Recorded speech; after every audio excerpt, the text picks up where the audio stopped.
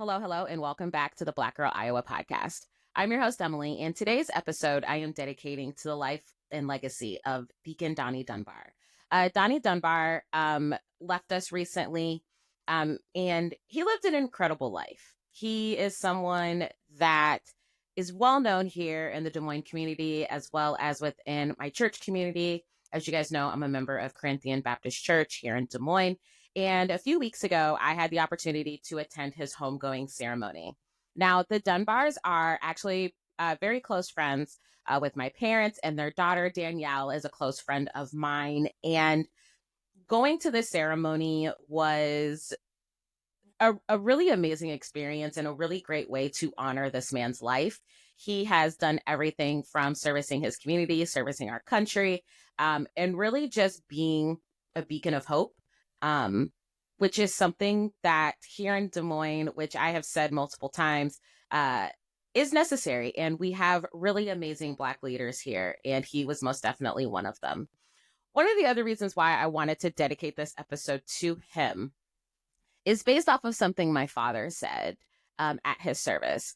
Deacon Dunbar was not only a member of the Des Moines Valley Golf Club, which is the only Black golf club in Des Moines or even in Iowa, but he was also a member of the Royal Dukes fraternity, which my dad is also a member of. And my dad said something in remembrance of him that really struck home. And I feel like it really speaks to this episode in this interview that I am going to share with you guys here in a moment. My father said that in life, you are promised two things: a start date, the day you were born, and an end date, the day you die. What is representative of your life is the dash in the middle. The dash is everything. The dash is every decision you made, every connection, every mistake, every accomplishment. That is the true definition of your life. The dash is the same size as everybody else. No one's dash is bigger or smaller, but it's the impact of the dash that really speaks to the life that you decided to live.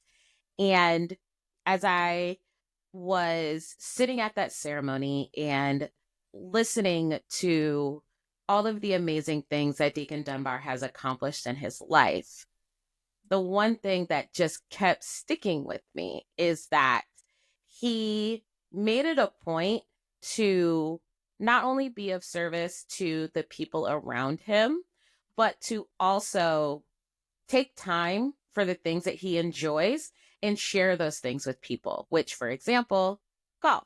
Deacon Dunbar is a huge golf enthusiast. So as we get into today's episode, I really want you all to think about and remember the dash. What is it that you are currently doing in your life that has impact, that has meaning, and that has purpose, not only to the community around you, but to yourself? And that is why this episode is dedicated to him. I am very excited for you guys to hear this interview and this conversation that I have with someone that really spoke to me as I saw her speak about a moment of clarity that she had with the water. So again, this episode is dedicated to the life and legacy of Deacon Donnie Dunbar. We love you. We miss you. And to your family, if you are listening to this, just know that your loved one had a really great impact. And I love you all. And I hope you all enjoy this episode and this interview as well. I will be back at the end for final thoughts and a sneak peek into next week's episode. So here we go. My guest today is originally from Indianapolis, Indiana. She is a well-rounded individual with an incredible educational background, which includes an associate's in liberal arts and a Bachelor of Arts degree in international relations from the University of Indianapolis, attained in 2014, a master's of industrial and organizational psychology from Emporia State University, attained in 2017, and a doctorate of education degree from Arizona State University, attained in 2022. She is the Director of Movement and Partnerships at All Above All, an abortion justice advocacy organization, and is passionate about community engagement and has served as a board member for Capital City Pride Des Moines, the George Floyd Memorial Foundation, and Prevention Advisory Board for Primary Healthcare Des Moines. She has been honored. She has also been honored with a host of awards for her service, including being named the 2022 Capital City Pride Person of the Year. I had the opportunity to hear our guest speak at Stories to Tell My Daughter, where she spoke about having an emotional experience while enjoying the beauty of the water. Her words captivated me in addition to all her accomplishments. She is also a soon-to-be debut author and a fellow podcast host. Her show, Porch Tea with Destinee, can be found on YouTube. Ladies, gentlemen, and non-binary friends, I'd like to welcome Dr. Destinee Woodris to the show. Dr. Destinee, thank you so much for being here today. And it's so funny. With the majority of my shows, even with people that I have only met like once or twice, there is always about a 15 to 20-minute kiki session prior to the recording. Mm-hmm. So thank you for engaging in that with me, because those are always like my favorite parts of the show, the befores and the after. I know it well. I mean, it helps ground the space. And, with us not knowing each other quite as well, we got to know each other. It was like, okay, that's vibes like this. And I was like, okay, Emily vibes like that. I knew it was going to be a great time. Anyway. Yes, I agree. I agree. And so, I did kind of talk about it a little bit. And, like I said, I went to Stories to Tell My Daughter. And it was one of those things where I'm trying to be outside more, even though I don't want to be outside. But I was like, you know what? I'm going to go to this event. And as soon as I heard you talk about you had got your doctorate, you went through a divorce, you sold a house, you bought a house, you were the Capital City Pride Person of the Year. And then, bam, life hit, breakdown, and you're having this moment with the water. And I really kind of like thought about my last 3 years and going through a divorce, selling a house, starting grad school, entering the dating world, going through things at work, all of that really almost kind of felt like I connected with you, because sometimes I feel like the 24-hour woman where I'm going all the time. And there's never like a moment for me to like stop until I'm at my breaking point. So can you talk to me just like a little bit about how you kind of figured out what it was that you wanted to say at that event, and kind of like what that moment was like for you at Crystal Lake? Okay. So 2 different things. Yeah. Sorry. Perfectly fine. I just want to make sure I've got it. And so when Teresa had approached me about Stories to Tell My Daughter, I originally wanted to speak about the term successful, the intersection between success and stress. Yes. And I said, oh yeah, that'll just be it. And then for whatever reason, she told me, that I was going to be going first. I said, do you want me to go first? I said, who's in the lineup, and what are some of their stories about? And so I got to hear about, the different storytellers. Like, whoa, it's hard to be an opener. What can I speak about that people would immediately get into the rhythm of the show? And so for those of you who have not opened the show, you are that tone setter. And so that means I had to connect to, the event and to Teresa's vision of what she would want to leave behind. So I thank Teresa for being able to see that vision and giving me the challenge of having a resonating story. And I said, well, I know the story isn't going to be for everybody, but I'm speaking to Black women in the audience. I'm speaking to Black women who knows what it's like to break in the face of still going on anyway, or having the illusion of moving forward anyway. And so when she told me the order, then I said, I got it. I'm going to talk about what the water meant for me in breaking, and what success and stress meant for me, and what it means for connecting to the community as your real self rather than the shell of yourself. And so, when Teresa spoke to me and said, hey, Destiny, I want you to share the story, it didn't immediately click until she told me the order of the flow of how it was going to go. Then it clicked. But being able to sit in Crystal Lake, that was this year.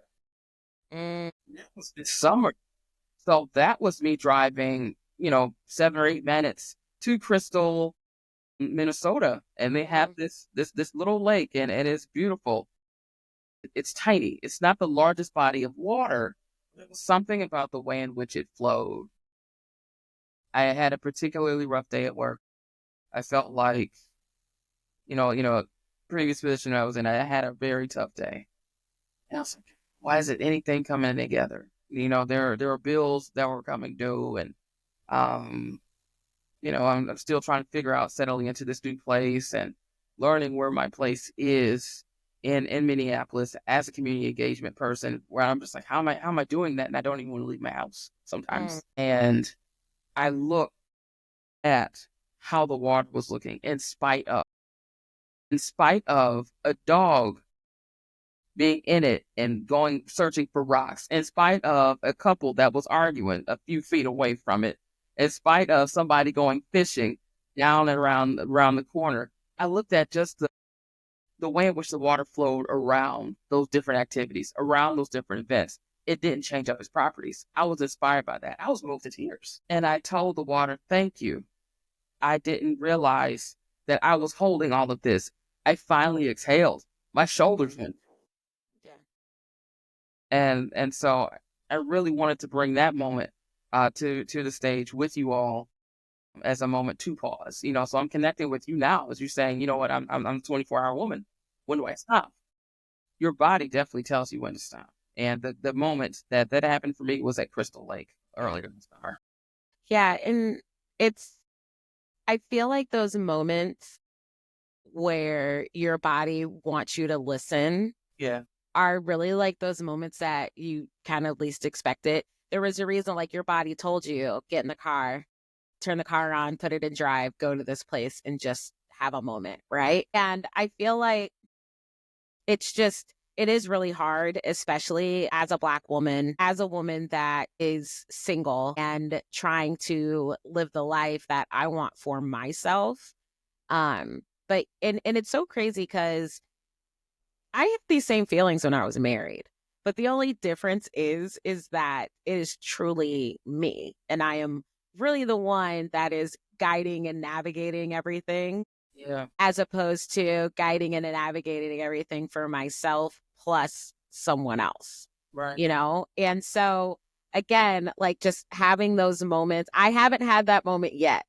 I haven't had that kind of one with everything moment Mm-hmm. just yet, but I feel like what you said was how the water flows anyway. And just like what you said, regardless of everything that's kind of going on, I do hope I have my moment. I will say, though, that in these last 3 years, the number one thing that I really do for myself anymore is from 7 to 10 p.m., leave me alone. I'm not talking on the phone. I try not to be on social media. I'm either reading a book, working on an art project, or I'm doing something that, like, brings me joy. I usually don't even do homework during those times. So, and that's Monday through Friday, and it's because I am going all of the time. Mm-hmm. Which that kind of leads me into kind of the next kind of thing that I want to talk about. And I feel bad because, like, we jumped into the stuff, but I didn't ask the number one question that I should have asked first, which is, what is your connection to Iowa? You're from Indianapolis, but you live in the Minneapolis, Minnesota area. Huh? But you're at Capital City Pride's kind of between Indianapolis and Minneapolis. Where does Iowa come in for Dr. Destinee?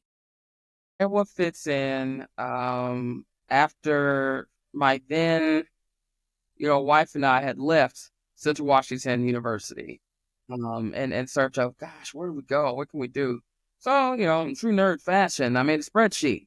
And so put a spreadsheet on, okay, where are the areas that we feel, safest in the Midwest? Where are the areas where there are active nonprofits that are trying? I even read up on the Directors Council put out a report. What was the name of that report? Was it Black Iowa or one Iowa? It wasn't one Iowa, but there were like two separate reports. One that was saying Iowa was a fabulous place to live, and the other one that the Directors Council put on and said, actually, we have a long ways to go. So I remember being able to look at both of those, types of reports going, okay, well, where's the murky middle? Can we live in this? And so one actually won out. with some of the places that we had looked at, and I said, this might be a solid place to go. Okay. I remember moving, so that was in December 2018. So welcomed by the derecho. Yes. Yes. Absolutely. That was a lot of fun. Polar vortex. Okay. Yeah. By the polar vortex. Okay. Yeah. It was February of that year. Yeah. Yeah. So December 2018.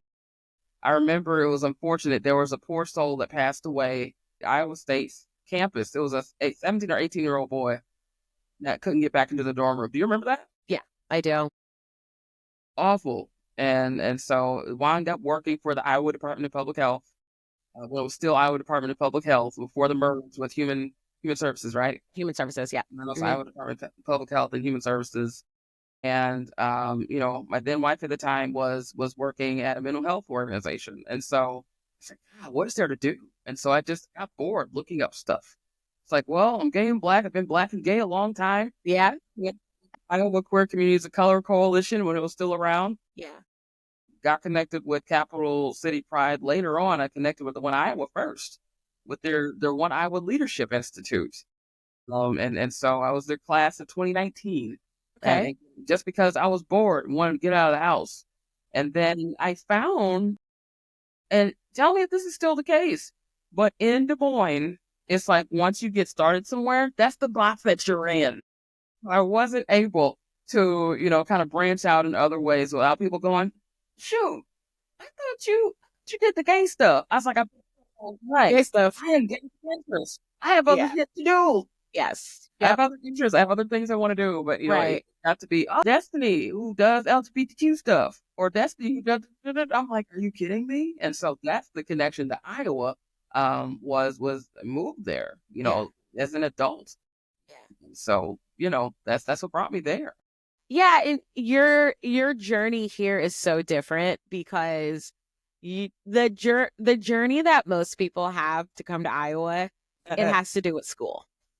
It has to do with school almost every time. I've had the opportunity of talking with some really awesome people so far, and 10 out of 10 times it's been, oh, I got a really good scholarship to go to the school, so I said, well, that's where I'm going.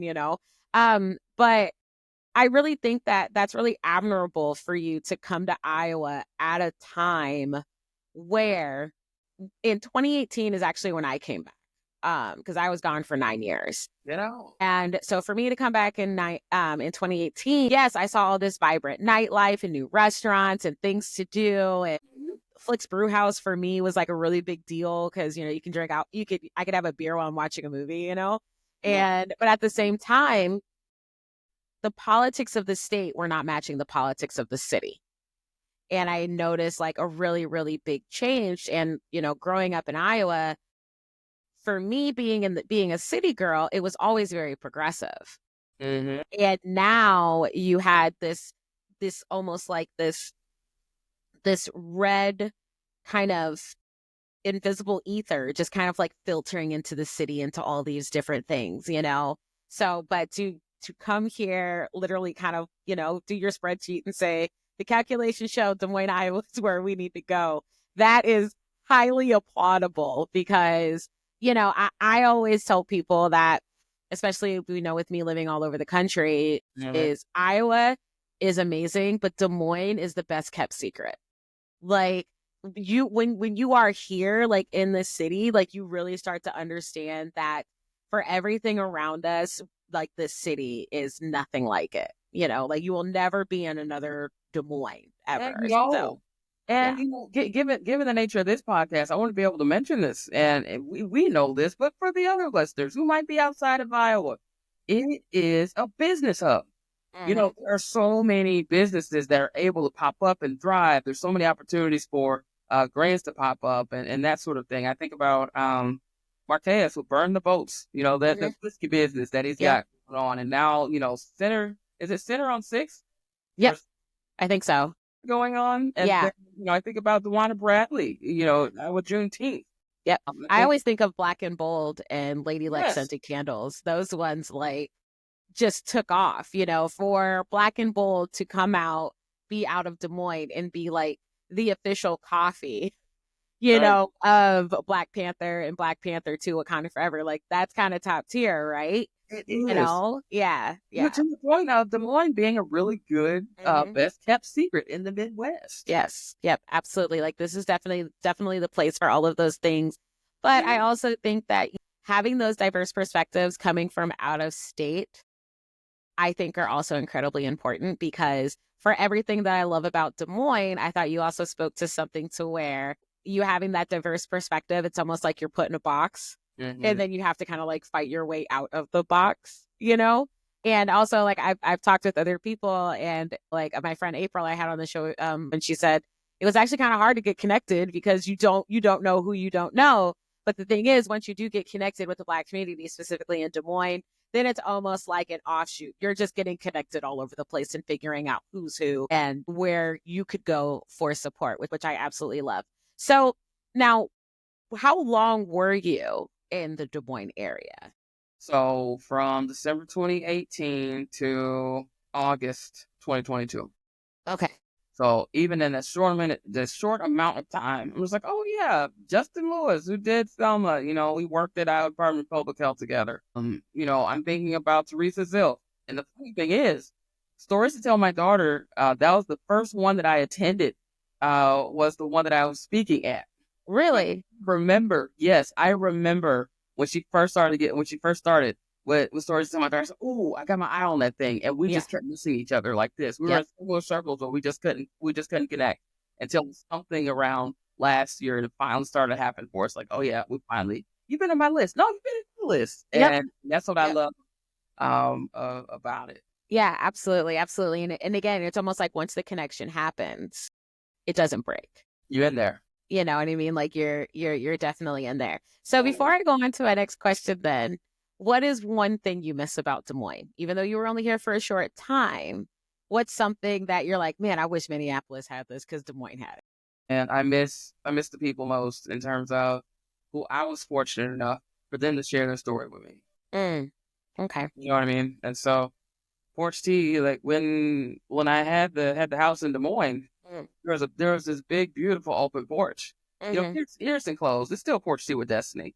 But that is where the idea came from. I think about local garden drag performer Yasmin DeMornay. Hmm. Okay. Loved her dearly. Stopped by the porch. Jen Carruthers, who, I would drag kings. People just like, Mm, oh, stop by the porch. yeah. Random neighborhood kids. I didn't have a toy to play with. Over stop by the porch. Yep. But I think for me, that's what I miss about being in Des Moines, how accessible the places and people were. Yeah. Yeah. You know, Okay. so, Well, good, good. Well, and Des Moines misses you because, like, when well, and and I'm saying Crystal Lake, and I remember after you spoke, I went Crystal Lake. Oh, it's in Minnesota. Damn, she doesn't live yeah, here. But I was like, nope, I'm gonna have her on the show anyway. But the visit. question, We'll be back. okay. So my next question though is, I really want to talk a little bit about, you know, being involved in community engagement Yeah. and then I want to talk about your podcast, but I feel like community engagement is one of those industries, one of those things where there's not a lot of money to make in it. Mm. There are so many different barriers and bureaucratic bullshit that you have to go through just to get people the help that they need. I That. feel like it takes someone that is incredibly passionate about the work to continuously do it. And for you, you're not only doing it, in Indianapolis, you're doing it in basically wherever you go. You're wanting to get entrenched in the work.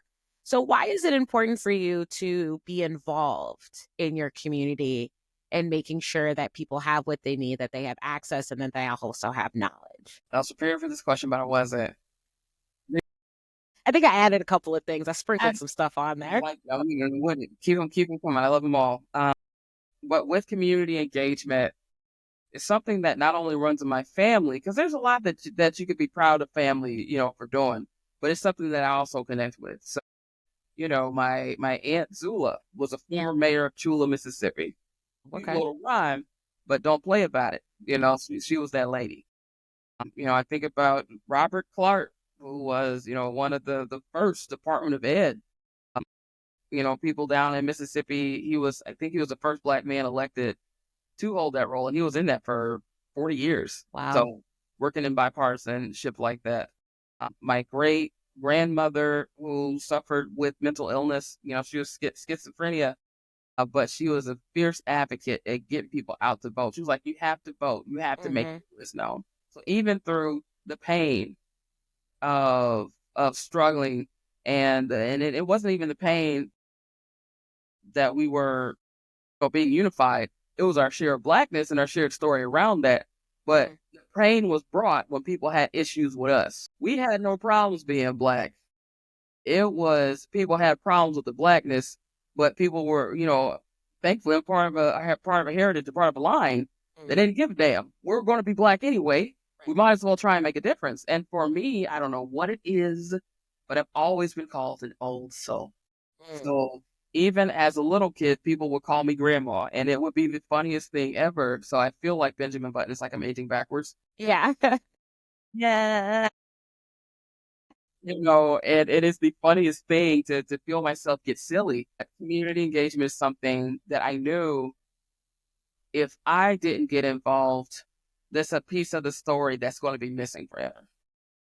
And so community engagement, it can be something as simple as, call somebody, say, girl, did you get up and get out of the house so you can go vote today? Yeah. Now I'm going to work on, beating at DCs like Capitol Hill. I did not too long ago to advocate for abortion rights.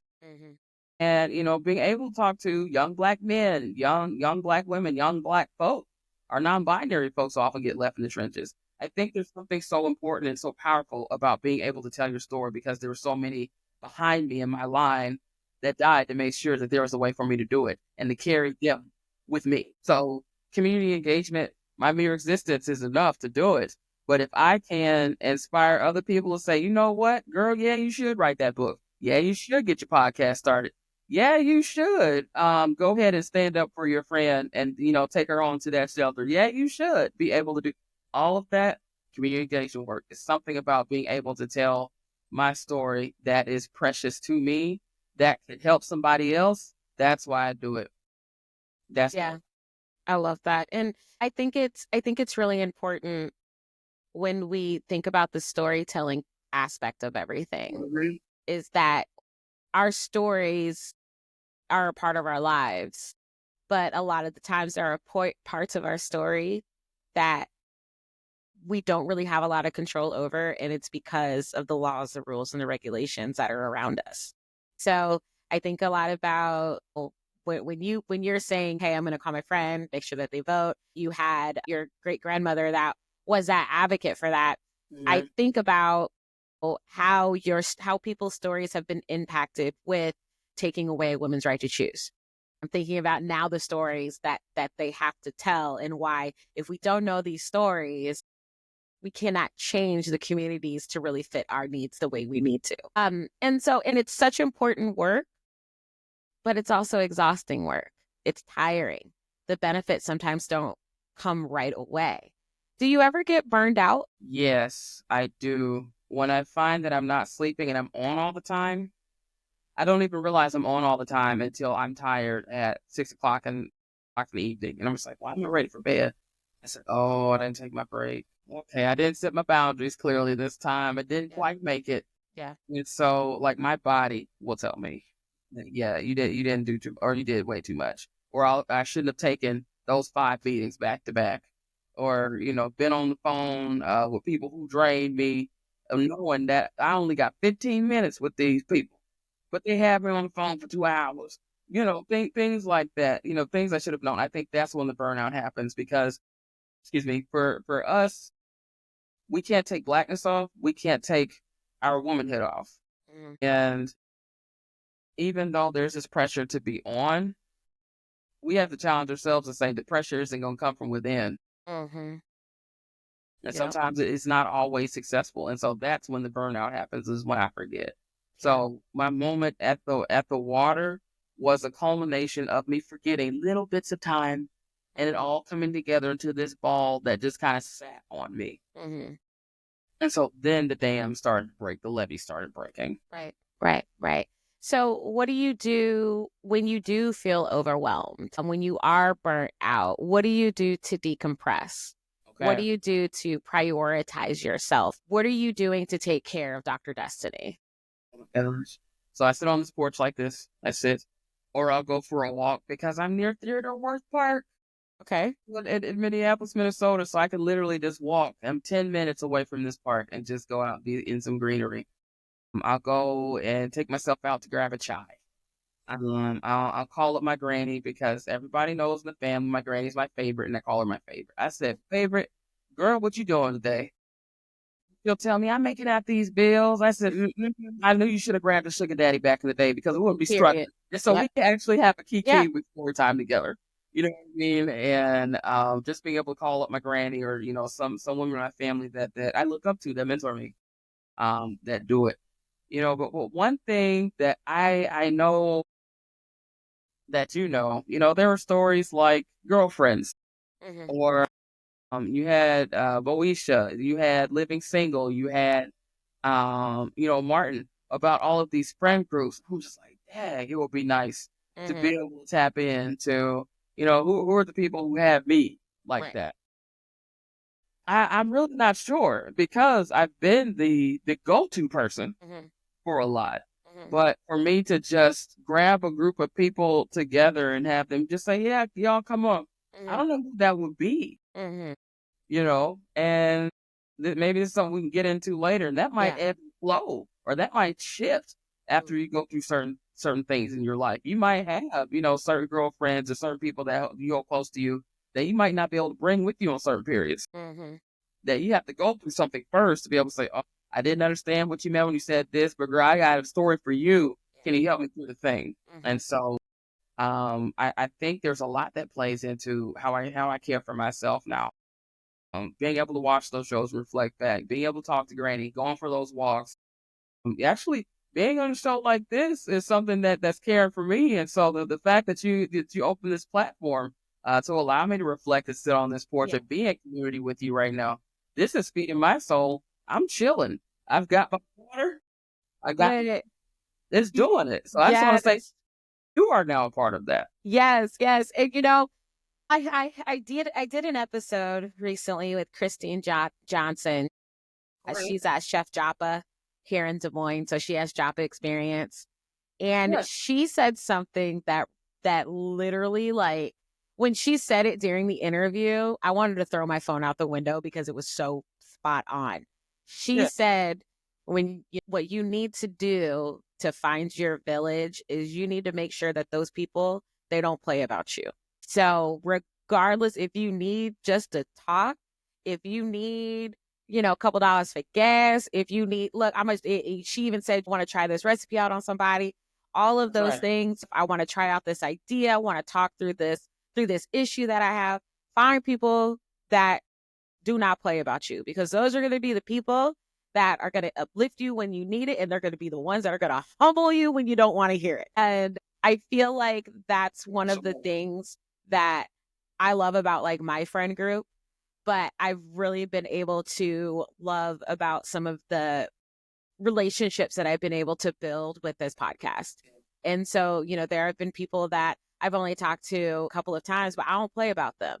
Like, it's almost like when you enter kind of like my circle, I don't play about you. Like, so if someone were to, well, I heard Dr. Destiny, wait, watch what you're gonna say, because if it's gonna be disrespect, I will humble you. But if it's going to be respect, you may proceed. And I think that as Black women, yes. we need that more and more, because I've said it You before know? and I say it again. No one expects greatness out of us. So we have to uplift each other and have those moments where we understand what the water means to you, right? Or you Yeah. understand what it means to me to say, look, from 7 to 10, everybody ugly, everybody staying, I'm not going outside. Like, period. That's it. I said that to actually my best friend. I said to her one day, because I was talking to another friend of mine, and I was like, man, like, I've been really busy. Next person asked me to go outside, I'm cussing them out. So best friend called me, and let's go outside. And you step up to the plate, I'm cussing you out because I'm not going outside. But still, it's just, it's one of those things where it's just like, you need those people and she laughed her ass off. And she's from Chicago. And I was like, okay, well, you'll beat me up if I really cuss you out. So I'm not going to. But, Well, Chicago, it's especially the ones from Harvey. Chicago people in Des Moines are like my favorite subgroup of people because a lot of my Chicago friends have been in Des Moines for a really long time, but they don't play about Chicago. And Chicago will always be the greatest city on the planet. And I love that that camaraderie and that respect for their hometown, right? But like I say all that to say that like it's so important for this podcast for me to make sure that I'm elevating the stories, that I'm building the connection, but I'm also saying that like I'm also going to advocate and protect the stories that you tell on my show. I don't play about that, you know. And so that is just something that like that's why I love this podcast and I love this platform. Yeah. And I want to really talk to you now about your podcast journey and about Porch Tea with Destinee. Can you tell me a little bit about why you decided to start your podcast? Oh my gosh, yes. So we're gonna go back to Des Moines now. Here's another Des Moines connection for you. So at that house, like I said, that porch was beautiful, and it probably was not the most efficient way to prioritize what projects to do first. But I said this porch is an eyesore. Why is it dipping down like that? Now the electrical could have been done first, and maybe the plumbing. But the vain individual that I am, I said, you know what? I want this porch to be a crown jewel. Mm-hmm. I said, this porch has to get done.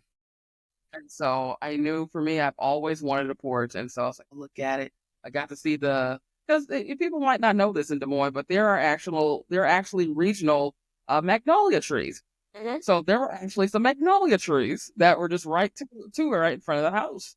And so I said, yeah, I want to be able to sit and look at them. And so the porch was done. I got to feel the breeze. Mm-hmm. So moved in, actually closed on the house March 15th. So 2020, the porch was done in the summertime. And for whatever reason, I would be sitting outside, I would be doing work out there. And I said, oh, this is nice. Until one day, it was in September. I was sitting outside. I got to see some neighbors walk around. They said, we need a block party out here. We need to do something. Mm-hmm. We need to do something about that. I was like, okay. And I went back to typing. Somebody else said, we used to have parties back here back in the day. Completely different times, completely different people. Little kids get off the school bus and they come over. And I said, Miss Destinee? I said, yes. Have a block party. I said, now what in the hell do you want to do? And they said, well, we want to get to play in the street. We're going to get to know our neighbors because we don't know anybody. Yeah. We want food. We want games. Now, who could say no to kids like that? I can't. This is why I don't have children. Yeah. This is why we always be the fun auntie that you depend on them giving you that talk and then sending their ass back home with a full stomach and maybe some candy. You all have to deal with that. Absolutely. That is my life right now. Yep. Yeah. Like, I would happily take on the kids and then get the jokers right back. But it was something that dawned on me. It was ever since the porch got done and I made myself accessible, I could finally hear what the pulse of the community was and where I was sitting. So I could actually hear there's an ecosystem, but there's a rhythm to Des Moines. And rhythm it's a little bit different. It's syncopation, the different parts of where you go. So I started to tap into the heartbeat. And one of the things that I noticed was that people aren't scared to talk. They just need a medium. And so Porch Tea with Destinee came to me as I was sitting on that porch. I was thinking about the lives, lost around, George Floyd, this, that, and the other thing. Actually emceed our, first unity march that went on that year. They randomly asked me to do that. I was like, why? How is this even a thing? But people have heard that, yeah, Destinee's kind of sits on her porch. She does her thing. It's like, telling people this. I'm not even really outside like that. The porch is my outside. Who's here? Right. And so it was the funniest thing to see it all come together. But I said, you know what? The community is the only one that needs this. I need this. This Porch Tea with Destinee is for people who have ADHD, who might be, having no one else to talk to that they can really think of, on a daily basis. For me, I was a military brat. I was used to moving around quite a bit. So it was harder for me to form connections. I was like, well, I know how to leave. I'm not good with goodbyes, but I know how to leave. Right. And so I was like, what would it be like? What would it be if I stayed? And so the Porch Tea with Destiny answers that what if. What if I was able to be, helping co-create a platform with people? Because Porch Tea with Destiny is as much as the community as it is mine, and so what it's going to look like, it really depends on how people interact with it. So I might sit here with my water, sometimes tea, sometimes sour beer, sometimes it's just whatever that drink is. Yes. Yes. Okay, depending on what's going on that day. Yeah. And what the No. answer is, that I just sit and I look at the trees and they flow on the wind like that. But that's the why. It's me answering the question for myself. What if I took the time to be still? And this challenges me to be still and have people share space with me. I'm sharing it with them. Yeah. That's why Porch Tea with Destiny. Yeah. Yeah. And I really love that, especially with what you just said of giving me the opportunity to stay still. Like Yes. we already talked about what it's like to feel like the 24-hour woman. And that resonates with me because I feel like when I get to sit down and I don't have anything special. Like I had a friend come over and she was like, "This is your podcast area?" I was like, "Yep, this is where the magic happens." It is Uh-huh. literally a folding table, a folding chair, my laptop that is sitting on a notebook, Yes, sir. and these $5 headphones that I got from Five Below, and this microphone that I got off of Amazon, and a $40 camera. Like that's it, And but it's crazy because when I allow myself time to sit here, and Yeah. whether it's I'm doing an interview or I am editing an episode or I'm recording a solo episode and I'm doing all of these things from, getting my media done in Canva and doing my clips and reviewing the closed captions on the podcast and all of those things. I feel like that's when I can sit still, and that's also when I'm in my element, and I wish that, and tell me if you agree, I wish that we would have been raised to spend time on the things we love as opposed to doing the things that we have to do. Like I work 40 hours a week. I am in school. Okay, that's fine. But why can't I allocate 10 hours a week to my podcast?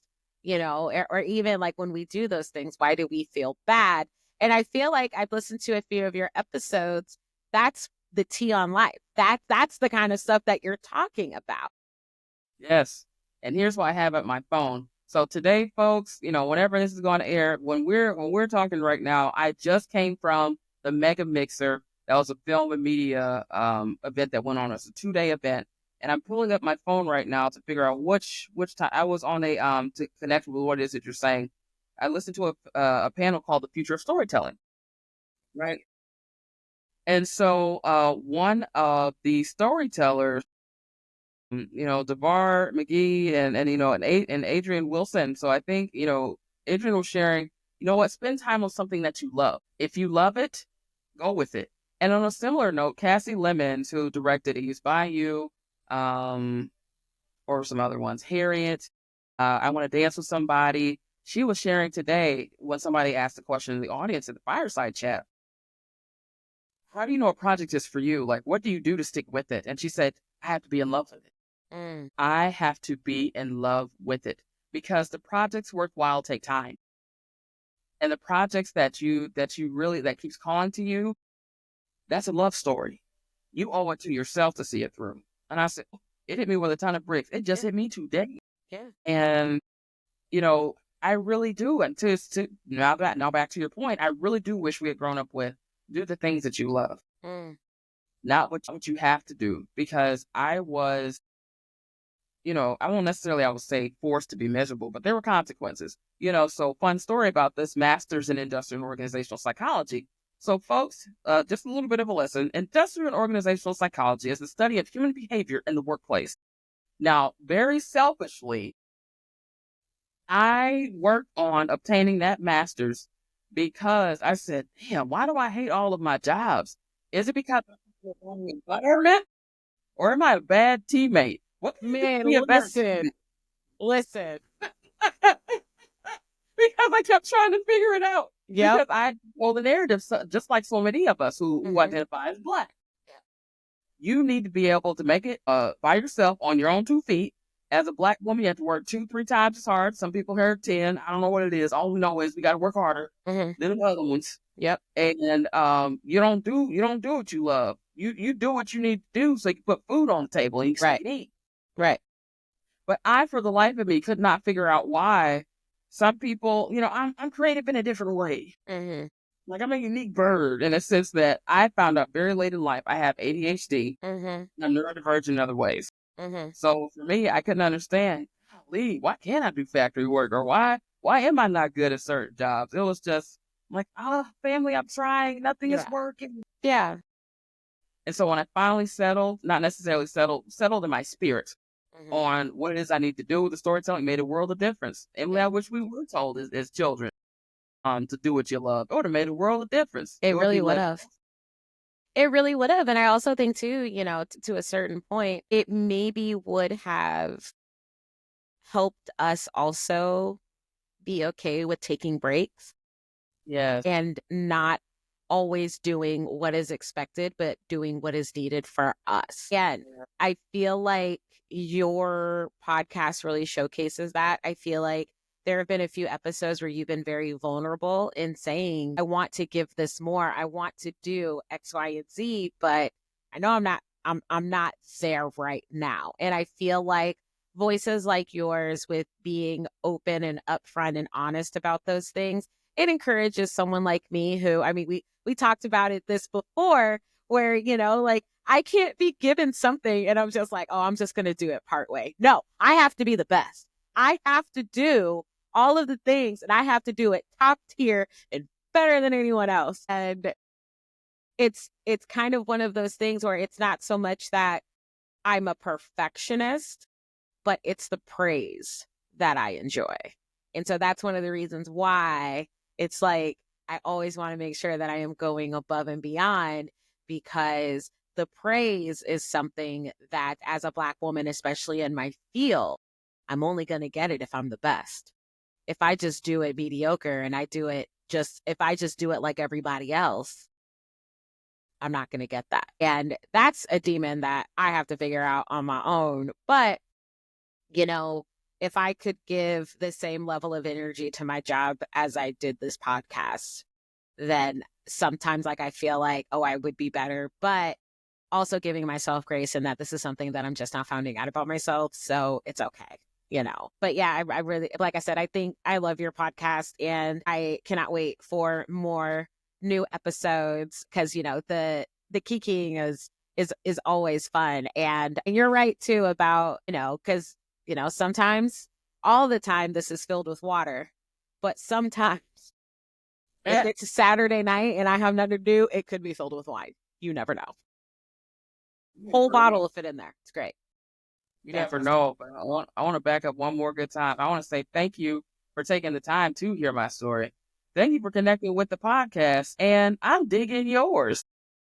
Well, I didn't know she just got started this year, and she has a whole script and how she's able to do certain things. I said, ooh, as a person who has ADHD, now creativity I can do now. So if you need me to go off the cuff, I could do that, which is why certain people knew. They're like, oh yeah, let people know that Destinee can MC. Never MC the Unity March. I said, let's do it. There are certain things I just pick up and do. But how you were able to not only say, you know what, I'm going to research this thing. I'm going to follow this through with an action-oriented plan. I want to see through the plan. Let's go back. All right, now we can move forward. I wish my mind did work like that, but baby, it don't. And Yeah. you know what? Learning right now is, in this period of my life, I should say right now, but in this period of my life is that it's okay Yeah. for my mind to work like that. And the fact that your story exists, I love that. It gives me something to learn from and to, aspire to. It's like, oh wow, that's amazing. I didn't know something like that could happen. So to even see how you move, your podcast is an inspiration to mine. Thank you. the space that you're able to create and the way in which you show up. Even before we were filming and you were talking about your friend group Mhm. and the ways in which you all support each other and how you all have held each other down for a very long time. Mhm. I wonder, and I thought about that in real time. I was like, God, I wonder how much life would have been different for me if I had a core, 5 or 6 people. Mhm. Like when I remember growing up, because I was the odd kid, right? I was Yeah. the kid that could recite Major Payne frontwards and backwards. Wait, that's But odd because I can still do that. Like I I can don't. still do it. That's weird.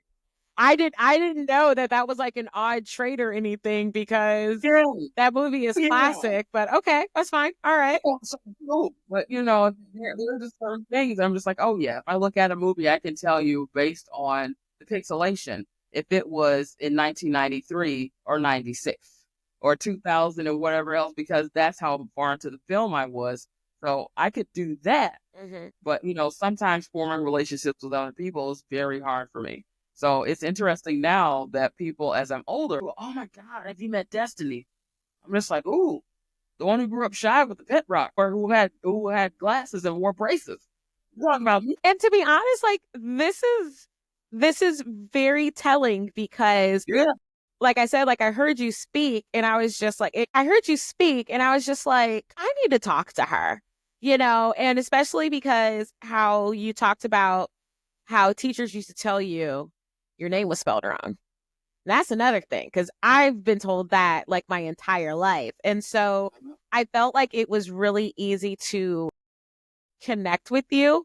But I also think, too, as adolescents, we are so focused on how the world views us. But when we get to yeah, be adults, it's like, this is just who I am. It is what it is. Like, I remember when I mhm, was a kid, it's funny that you say about the pixelation between animation from 93 to 96. Something I used to do, you could ask my mama about this. I used to watch the preview channel. So I love repetition and I love schedules. And so what I would do when I was little is I used to watch the preview channel for like at least maybe 20, 30 minutes at a time. And so when my yeah. parents would come home, we'd be talking at dinner, and my sister would be like, well, what's on tonight? Oh, Fresh Prince is on NBC at 7. And then there's a new movie coming on. It's about like some babysitter or whatever. But that's going to be after All in the House with LL Cool J at 8 o'clock. And my parents are just like, what's wrong with her? And I was just like, what? We don't have a TV guide. So I need to know what's going on. Like, we watch TV as a family. You're welcome. But, it's again, as I was young, when I was young, I thought that was weird and super quirky. But if you look at how I lay out my life and how I have to write everything down and how I have a planner and I know exactly what I'm doing at what time and all those things, this is just how I've always been. Yes, And so like that's back order of then, operation. it was odd. Now it's a part of my personality. Yeah, like I mean, like I said, like I honestly think like the minute you open your mouth at that event, I was like, yeah, okay, I could definitely connect with this one. Absolutely. Yeah. Especially having teachers so you're spelling your name wrong. You know what it was like to have Doretha Johnson called and they say Emily is spelling her name wrong. No, she's not. That's how I spelled it. Yep. Second grade. My God, Mm. I had a teacher call me Desiree for the whole year in third grade, and she got upset one time when I didn't answer her, and she was like, "Desiree, don't you hear me talking to you?" I stepped and turned around and faced that lady and said, "My name is Destiny." I didn't know that I had my own, my very own, my name is Mr. Tibbs moment. I hadn't seen it in the heat of the night, the movie back then. I Love had it. seen it there, I but I love had it. no idea. And so I watched the movie many years later after I had watched the show. I Hmm. said, they call me Mr. Tibbs. I said, oh, that's it. That's it. Yep. I understand. I get it. Yep. Yep. And so, to hear you talk about, no, my name isn't spelled, incorrectly. And you know what? This is how I've always operated. It is doing something to the child version of myself going, yay. Like I Yeah. can feel my Yeah. spirit getting happy just hearing you talk about your lived experience and what your name means to you Hmm. and how you had to defend and hold it gently. Hmm. So I love it. Yeah. I Absolutely. love it. I hope anybody listening, whether they're a black woman or not, you can be a white man named Matt. If you are listening, you're just like, I want you to just be able to clutch your shirt like this. Yes, I know my name is Matthew. Absolutely. Your Absolutely. name. Because listen, because at the end of the day, whether it was a name that we were given or one that we were chosen, it is the start of our story. It It is is. it is so important. And so, and I tell people all the time, like if people always tell me, "Oh, I love the spelling of your name," I'll be sure to tell my mom you said that because That's right. that is all her. The only thing I did was live with the name, but I've never wanted to be Emily with a Y. Never ever. So, well, this was so much fun, Destinee. I'm gonna reserve the last question for another. That's another thing that happens on this podcast, and I'm pretty sure this happens to you. As you are having a conversation with someone, you're thinking about, ooh, that could be a good episode, and so you're kind of like write those things down, So yeah, I'm gonna reserve that one. You guys will hear about that one later, but. One thing I always like to do before I wrap up the podcast is just making sure that I give you a few minutes to tell people where they can find you, where they can find your podcast, where they can follow you on social media, all of those great things. Well, I'll be daggone. I'll be happy to do it. So, Tea with Destinee on YouTube, it is the width is a W. So it's W only, / Destinee. So Destinee, not the Y or the I or the IE. It's EE on YouTube right now. And so even, if you want to find me. I'm happy to be there. Reach out if you'd like to even be on an episode and talk about the things. I'm excited to be sharing with you all in a matter of weeks the group that got together to speak about Audre Lorde Okay. and the power of the erotic and our reactions and responses to that essay. And so that's what will be coming up next. But feel free to watch previous episodes on YouTube. So Porch Tea with Destinee. Alrighty. And I will make sure that is all linked in the show notes. So again, Dr. Destinee, thank you so much for being on the show today. I'm going to take a quick break, you guys, and then I will be back with final thoughts and a sneak peek into the next episode. Once again, I would like to take an opportunity to thank Dr. Destinee Woodris for an amazing conversation and sharing her truth and sharing her story, not only about a moment that she had with the water, but really how she's taken the time to not only continuously live and be her authentic self, but to also continue to put herself first. That is just such an important thing that I got out of this episode. And if you guys remember in the intro, I talked about the dash, right?